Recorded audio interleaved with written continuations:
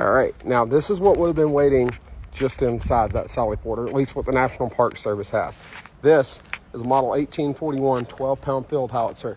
Now this piece is actually original per the artillery map here. All right, typical wooden carriage.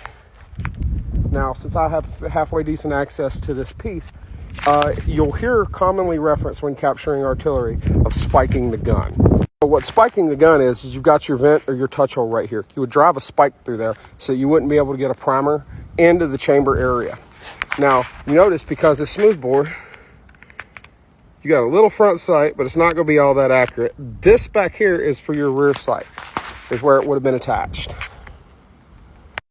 The rear sight for these, and hopefully one of these other pieces out here has it, would have been called a pendulum hoss. It looks like a pendulum. You can use it to read your elevation, which you adjust with your elevation screw right there. And that would be how you adjust for elevation or changing the range of your shot, whether you were sending indirect fire or you sent a direct fire roll, which this weapon was frequently used for with both solid shot, canister, and what was known as grape shot, which hopefully I can find a stand of grape to get on video to show y'all as well. As far as adjusting windage, left and right, you notice this bracket right here. You would stick it as a rod, and hopefully I can find one, and you would just turn the piece by hand until you got your sights on target. Now, as with all muzzle-loaded artillery of the American Civil War, because there was at least one breech-loading piece in existence, the Whitworth rifle, what you would do is, one, you would cover your vent back there.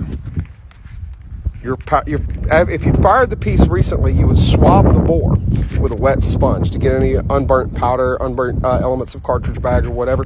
You'd ram your powder down the bore, then you would ram your shot.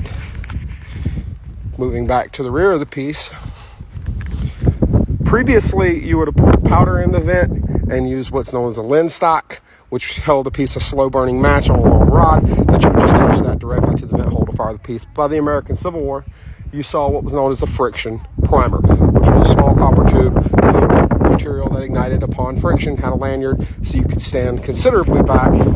That would go in here, and then on the command to fire, you would pull the lanyard, and you had to stand well clear, hence the need for the lanyard, because just like modern artillery of today, these things have significant recoil. Only difference is they don't have the hydropneumatic systems our modern pieces have. There's nothing to stop it. So the whole gun rolls back, then you have to roll it in place, re-aim it, reload, and fire again. But this is the model 1841 field howitzer, and cool thing, this one was actually made in 1844.